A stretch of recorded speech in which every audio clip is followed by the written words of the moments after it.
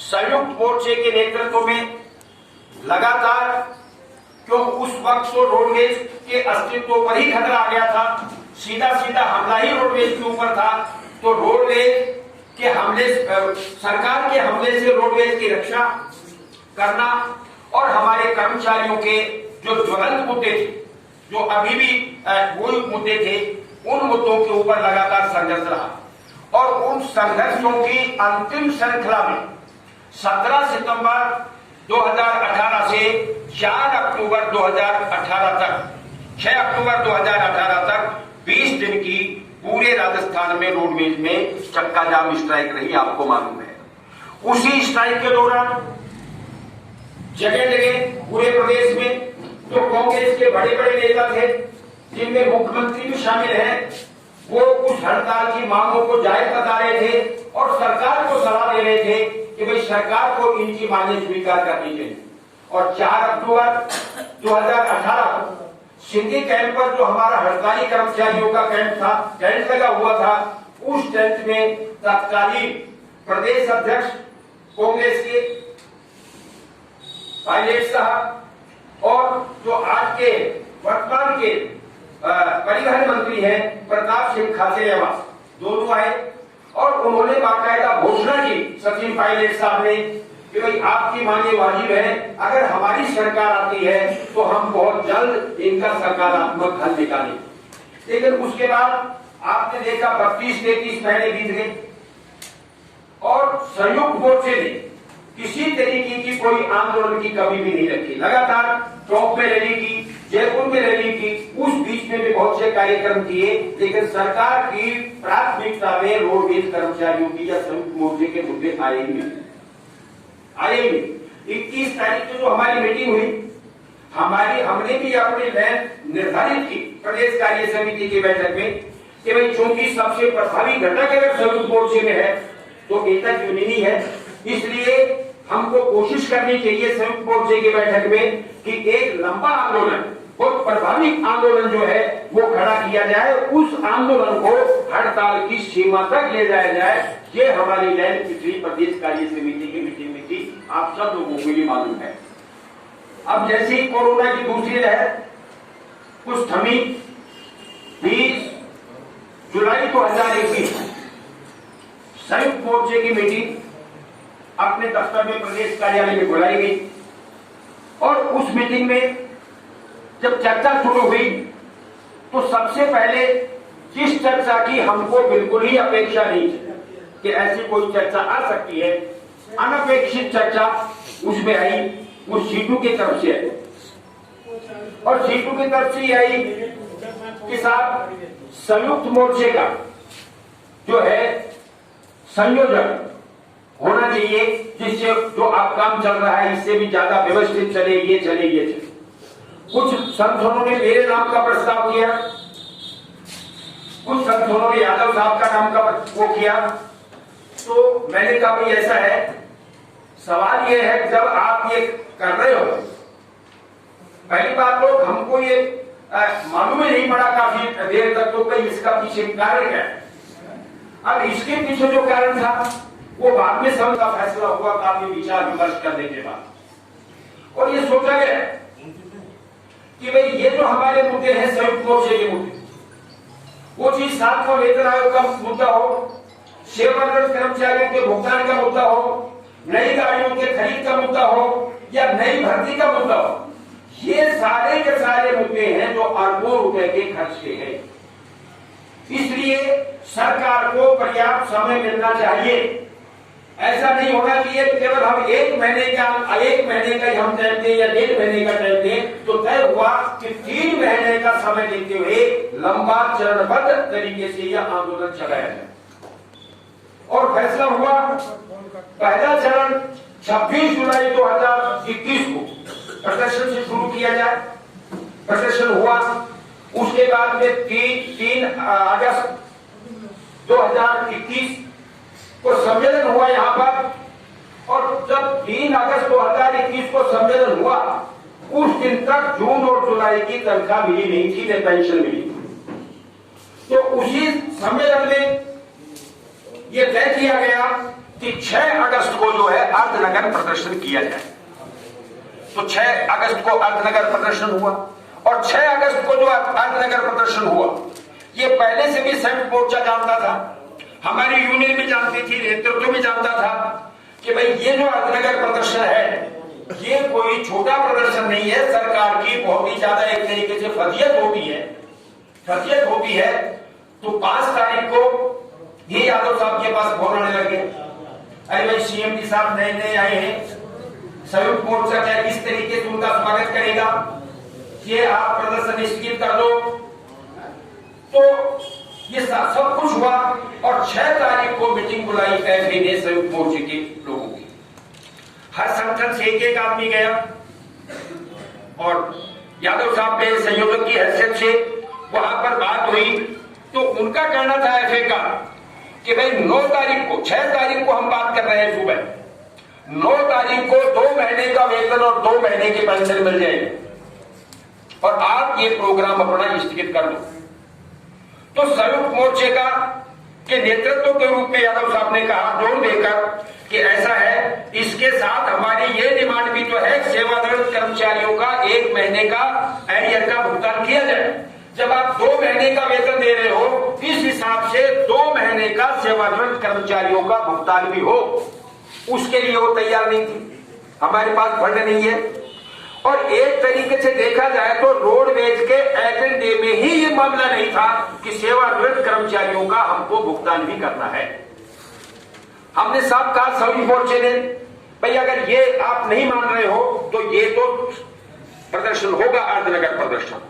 उसके बाद में जब बाहर आ गए, सब 5 करोड़ दे देंगे, 7 करोड़ दे देंगे, लेकिन हमारा खुद का ये मानना था संयुक्त मोर्चे का 5 करोड़ भी हो सकता है, 7 भी हो सकता है, 10 भी हो सकता है, लेकिन सवाल ये हमारा तो ये है कि 1 महीने के एरियर का आप भुगतान हर महीने कीजिए। चाहे भले वो 5 करोड़ का है, हो सकता है किसी महीने में 8 करोड़ भी हो जाए, हो सकता है किसी महीने में फिर 6 करोड़ भी रह जाए। तो 1 महीने का आप मानिए, उन्होंने माना, नहीं तो वो प्रदर्शन हुआ।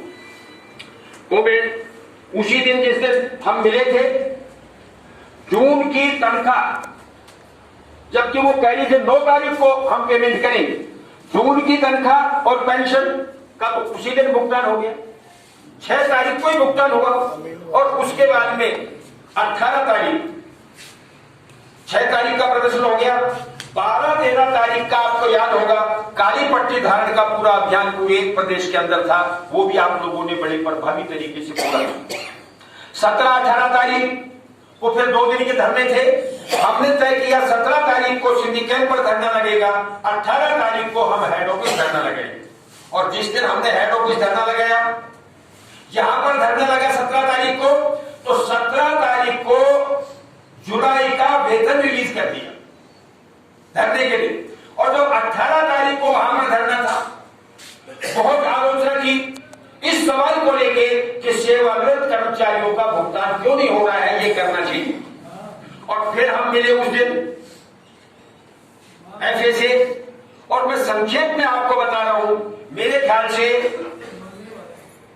किसी ऑफिसर को जो एक हद दर्जे की जलालत करना है, दलील करना है, उस सीमा तक जो है उनको कहा गया सेवानिवृत्त कर्मचारियों के भुगतान के लिए।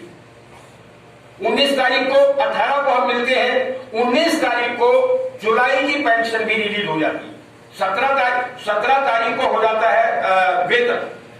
अब 25 और 26 तारीख के हमारे 2 दिन के धरने थे, अगस्त के याद है। 25 तारीख को दिन आया कि जब अगस्त 2016 का सेवानिवृत्त कर्मचारियों का 1 महीने का भुगतान हुआ, 25 अगस्त जिस दिन अपना धरना। उसके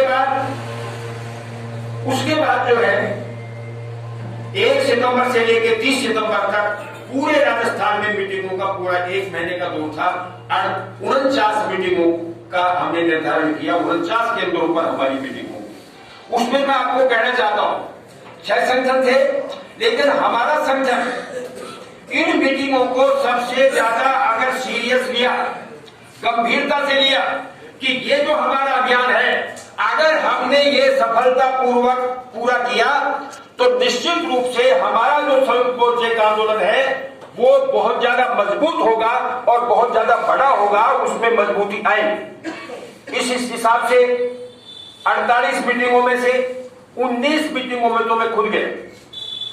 10 मीटिंग जो हमारे डिप्टी जनरल सेक्रेटरी है, ये अपने बजरंग लाल शर्मा, ये मीटिंग में गए, ये 10 मीटिंग इन्होंने की। राकेश कुमार पूनिया जो बस अच्छा बोलता है, आप में से कई डिपो में गया होगा, आपने सुना होगा, जिसको अभी स्टेट सेक्रेटरी लिया है, 9 मीटिंगें उन्होंने भी की। यादव साहब को भी 3 जगह जाना था, लेकिन इनका ऑपरेशन हो गया था, इसलिए सीकर की इन्होंने मीटिंग करनी, 6 तारीख की मीटिंग थी, और उसके बाद में 13 की, और अजमेर ये नहीं कर पाए थे।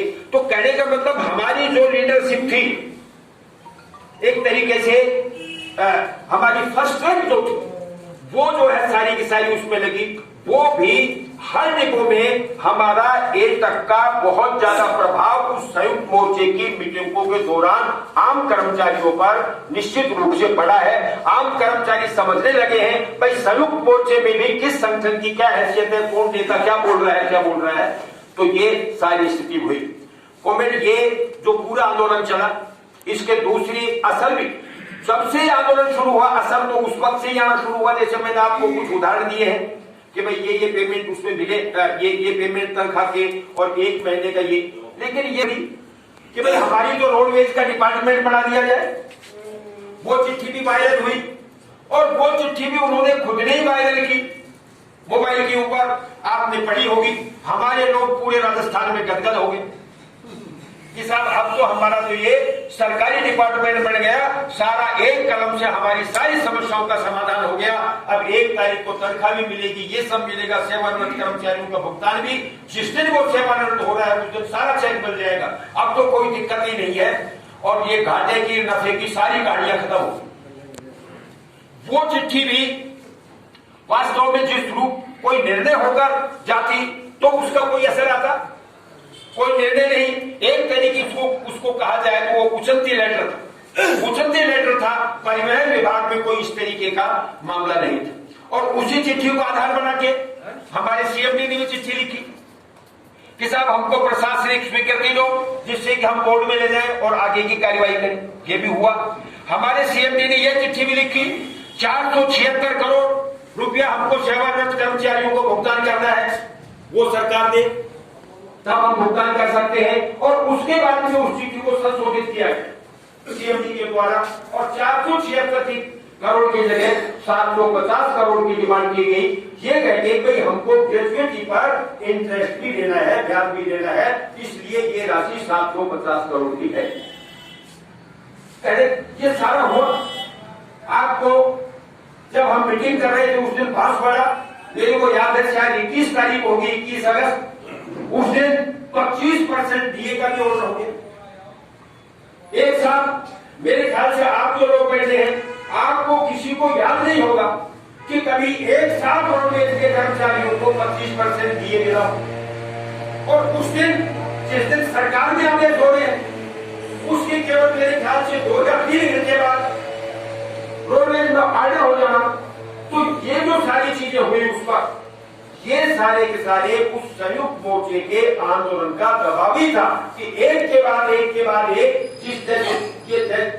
जैसे जैसे वो कर सकते थे, उन्होंने कोई कोताही अपनी तरफ से नहीं बरती। ये सारा हुआ, और अब तो स्थिति ये है, अभी 7% ये बढ़ा, जिस दिन बढ़ा उसी दिन लग गया। और सबसे बड़ी बात, ये आंदोलन चलता रहा, आपके 1 से 30 सितंबर तक मीटिंग भी होगी। उसके बाद में हमारा अगला प्रोग्राम था 5 अक्टूबर को जयपुर में विशाल रैली। संयुक्त मोर्चे ने, खुद यादव साहब ने लेटर लिखा परमिशन का, और वहां से 3 दिन पहले हमारे पास नोटिस आ गया यहाँ कमिश्नर ऑफिस का, पुलिस कमिश्नर, और नोटिस ये आ गया, केवल साधारण तौर पर ये नहीं कहा कि आपको रैली करने की हम अनुमति नहीं देते, ये नहीं लिखा। उसमें लिखा था कि यहाँ पर कोविड-19 की जो है निर्देश जारी है पूरे प्रदेश में, उनकी आपको पालना करनी है। आप सुनिश्चित करें, क्या लिख रहे हैं, आप सुनिश्चित करिए कि किसी भी तरीके का कोई भीड़ भाड़ का कार्यक्रम नहीं करेंगे। नंबर 2, पुलिस प्रशासन भी सुनिश्चित करेगा कि कोई भीड़ भाड़ का कार्यक्रम नहीं हो। हमने इस पर संयुक्त मोर्चे ने विचार किया और ये किया भाई हम रैली कर क्यों रहे हैं। रैली हम कर रहे हैं हमारी हड़ताल को मजबूत बनाने के लिए। रैली हमारा अंतिम संघर्ष का अंतिम बिंदु नहीं है, अंतिम केंद्र नहीं है। हमारा तो केंद्र है, हमारा बिंदु है जो है हड़ताल 27 तारीख को हो। तो हमको टकराव नहीं रहना चाहिए केवल इसी बात पर। तो उसको हमने बदला भाई उस दिन का प्रदर्शन करो। पूरे राजस्थान में प्रदर्शन भी हुआ। अब 5 तारीख और अगला कार्यक्रम था 25 तारीख को धरने का, 25 और 26 धरना, 5 तारीख को प्रदर्शन। अब बीच में जो आपका ये 20 दिन का गैप बचा, 20 दिन का गैप बचा, इसके लिए सोचा गया भाई कोई न कोई कार्यक्रम हो। तो पहले जो आपके पास पोस्ट जारी थी उसमें यह था भाई संयुक्त मोर्चा विचार करेगा, अगर निर्णय हुआ तो 1 या 2 घंटे का जो है कार्य बहिष्कार भी हम कर सकते हैं। पहले आपके पास ये जा रहा था। उसके ऊपर कुछ संगठनों का ये था भाई कार्य बहिष्कार डालना चाहिए, कार्य बहिष्कार नहीं करना चाहिए। तो उस पर फैसला लिया गया 20 तारीख को ढोल बजाओ सरकार जगाओ। ये कार्यक्रम एक्स्ट्रा जो है उस गैप को देखते हुए कि लोगों में सुस्ती नहीं आ जाए और एक अट्रैक्टिव कार्यक्रम भी था। और इसके लिए मैं कहना चाहता हूं, सबसे पहले मेरे पास घर पर जब मैं था फोन आया था हरगोविंद शर्मा का, जो हमारे मुख्य संगठन सचिव भी हैं। बोले यार मैं तो आपकी मीटिंग में आ नहीं सकता, मेरी तरफ से ये सजेशन है अगर बार पड़े तो देख लेना कि यार ढोल बजाओ सरकार जगाओ का कार्यक्रम होना चाहिए, जिससे एक नयापन आए, लोगों में भी कुछ जोश रहे। वो बात जो है सक्सेना के द्वारा मीटिंग में रखी गई और संयुक्त मोर्चे के द्वारा वो मान लिया गया। तो वो 20 तारीख का हमारा ये कार्यक्रम बहुत ही प्रभावी तरीके से ढोल बजाओ और सरकार जगाओ वाला कार्यक्रम हुआ। कोविड ये इससे पहले 12 अक्टूबर संयुक्त मोर्चे की जो है प्रेस कॉन्फ्रेंस हुई पिंक सिटी प्रेस क्लब में। और चाहे वो प्रिंट मीडिया हो या इलेक्ट्रॉनिक मीडिया हो, दोनों मीडियाओं में एक अच्छा कवरेज जो है, एक अच्छा प्रचार संयुक्त मोर्चे के आंदोलन को उसमें मिला। ये इस तरीके की स्थिति रही।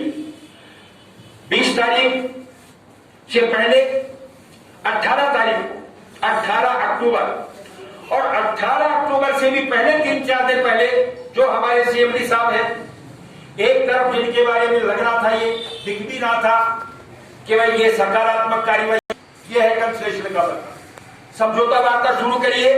उसने भी नोटिस निकाल दिया, यादव साहब को फोन भी किया कि साहब 18 तारीख को आ जाइए आप। अब उसका उद्देश्य क्या था? उसका उद्देश्य यह था सीएमडी का जो लगा बात में कि भाई उसकी कोशिश ये थी कि ये समझौता वार्ता में ये स्वीकृत कर लिए जाए सारे मुद्दे।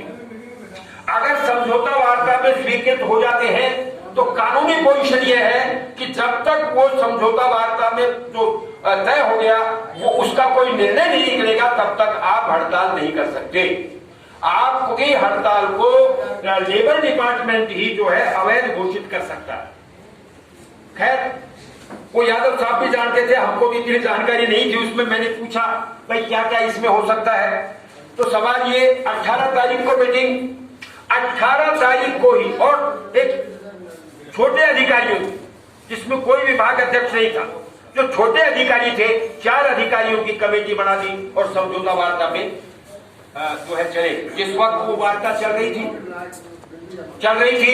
उसी वक्त मीटिंग के दौरान प्रताप सिंह खाचरियावास जी जो हमारे परिवहन मंत्री हैं, यादव साहब के फोन पर जो है उनका फोन आया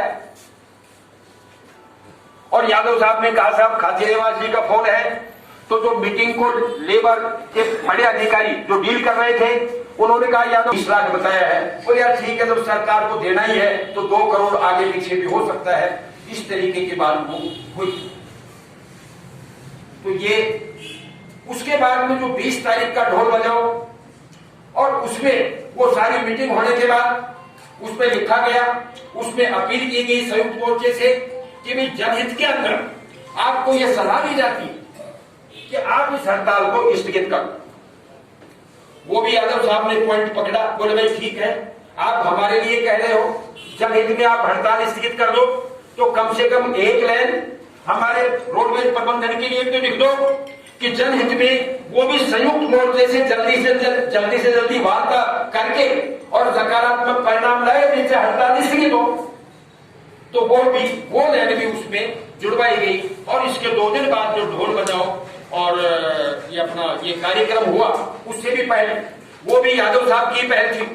सेंट्रल ट्रेड यूनियन हमारी जो है, एटक है, सीटू है, इंटक है, HMS है, राजस्थान में एक RCTU भी है, उनकी मीटिंग हुई और उन्होंने अपनी मीटिंग में तय किया कि भाई हम भी जो रोडवेज के मुद्दे हैं और संयुक्त मोर्चा जिन मुद्दों को लेकर लड़ रहा है, उनके ऊपर हम भी इनकी एकजुटता प्रदर्शित करने के लिए एक दिन सिंधी कैंप पर धरना लगाएंगे। नंबर 1। नंबर 2, आज ही हम चीफ मिनिस्टर को भी चिट्ठी लिखेंगे कि भाई वो जो संयुक्त मोर्चे के मुद्दे हैं, उनके ऊपर सरकार वार्ता करके उनका कोई न कोई निर्णय निकाले। तो ये संयुक्त मोर्चे उसके सेंट्रल ट्रेन की तरफ से भी थी। और ये उनकी तरफ से क्यों थी?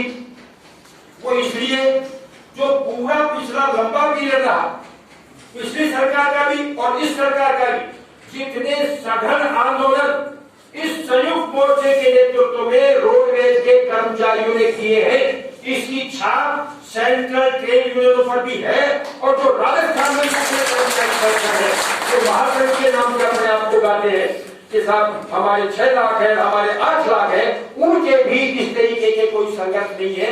आपके संघर्षों की सारे के सारे जो हमारा कर्मचारी संगठन हो, वो लेबर के संगठन हो, वो सब संगठनों पर एक छाप है। इसलिए भी जो है एक तरीके से एक कंपल्सन था सेंट्रल ट्रेड यूनियन के लिए कि भाई इनकी तो मदद करनी चाहिए, इनके लिए कोई कार्रवाई करनी चाहिए। ये सब हुआ। अब 20 तारीख जिस दिन वो कार्यक्रम था अपना, सुबह यादव साहब के पास फोन आया, भाई शाम को 5 बजे चीफ मिनिस्टर के लेवल पर वार्ता होगी। और एक दूसरी सूचना आई उसी दिन 20 तारीख को 3 बजे ईडीए साहब के यहां वार्ता होगी संयुक्त मोर्चे। तो उस दिन 20 तारीख की मीटिंग में यादव साहब ने वो तो डिक्लेयर कर दिया कि भी रोडवेज का जो ईडीए ने मीटिंग बुलाई है, लेकिन वो डिक्लेयर नहीं किया कि चीफ मिनिस्टर ने भी मीटिंग बुलाई। वो अपना इनकी रणनीति का हिस्सा था। अब इतना मैं समझता नहीं, मैं तो खाली फैक्ट आपको बता। दोस्तों 3 बजे हमारी मीटिंग होगी, ईडीए साहब आए, ईडीपी साहब आए, एचए मैडम आई, लेकिन उनको लगा कि तो सारा का सारा हमला ही तेरे ऊपर होने वाला है, तो बीच में उठकर चली गई, कोई बहाना नहीं। खैर वो बात हुई और बात यादव साहब का जो संयुक्त मोर्चे की तरफ से कहना था वो ये कि साहब आपके हाथ में तो कुछ है, ये जो हमारी डिमांडें हैं ये तो बहुत भारी भरकम पैसे की है, तो ये तो